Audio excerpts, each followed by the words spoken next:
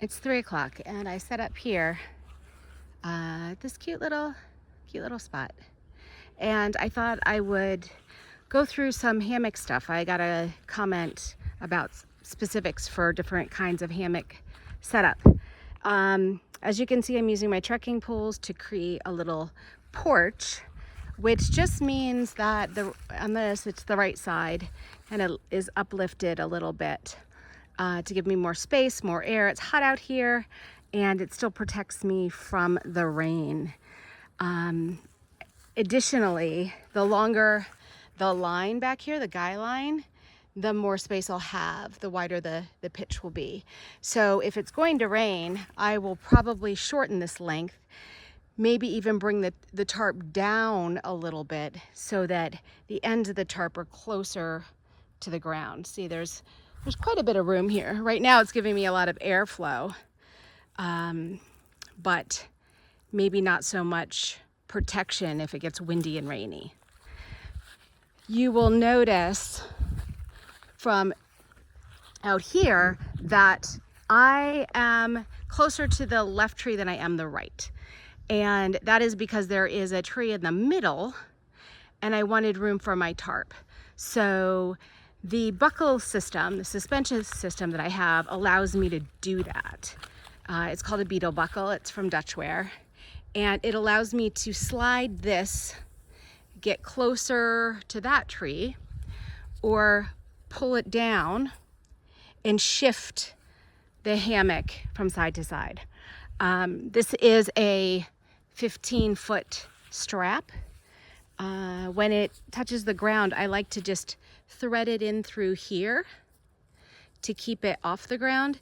It doesn't do much other than keep it from getting muddy and stuff, and it still provides a line. So this guy line that's hanging up from my ridge or my tarp, this will provide a place for water to drip should it rain. So when it comes down off the tree onto the line, instead of going to my tarp, it will come down.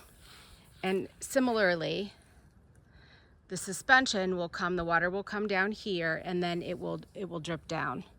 So I want that, but I do like to keep the end off the ground. So this 15-foot strap allows me to not only be further away from the trees, but go around big trees. So I can go around big trees, and I guess on this side it's pretty much the same, but on little trees I have more strap. Now you can see here on this side, the strap is much shorter because I wanted to be closer to this tree. Same thing, I'll take this end and thread it through to keep that off the ground. And so from the back, you can see why I wanted to be closer to one tree than the other, because this tree is right in the way of my guy line. So by moving my tarp over to the right, close to this tree, I give myself space for that guy line to come out and the tarp to come out. So just a couple of hanging techniques. I'm here at camp early, so I don't have my underquilt or anything on. My bug net is there. It is detachable. I can unzip it all the way. So I could do that, but I'm just gonna leave it in there, hang out, have a snack.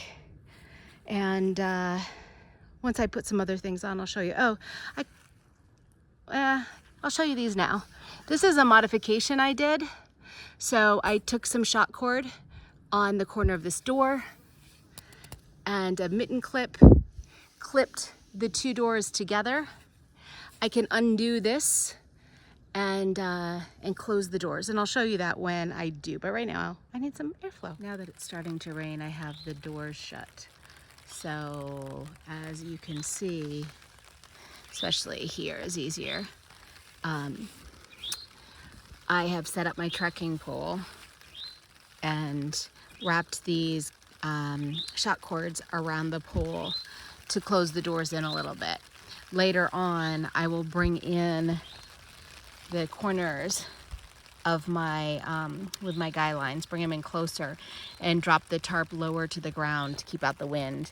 And then I'll show you what I do for setup on that. So because of the thunder and lightning coming, I have shortened my guy lines. And then I have taken the shot cord from one corner to the other and then back. So you can see my doors are shut.